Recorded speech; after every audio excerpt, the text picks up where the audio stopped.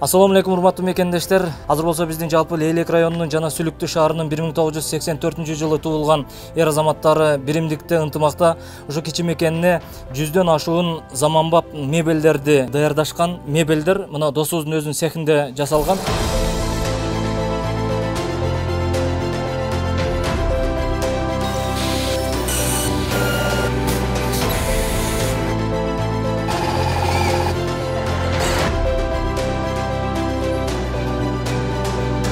Негизи бул баасы жарым миллион деп атпайбызбы? Андан да көп болуш керек да булчу.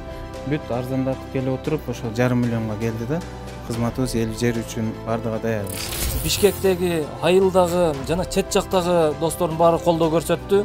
Ошонун баарын бириктирген Эшмат ажы досубуз дагы мына ушул жерде. Аллах разы болсун баарыңыздардан, кылган ихсаныңыздарды Аллах таала меселеп берсин, оорубаңыздар.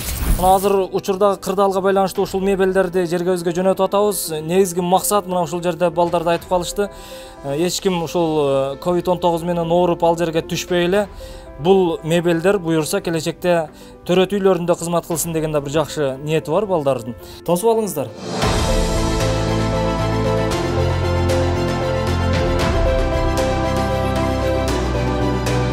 Районубузга, шаарыбызга ушуну белекти берип атабыз.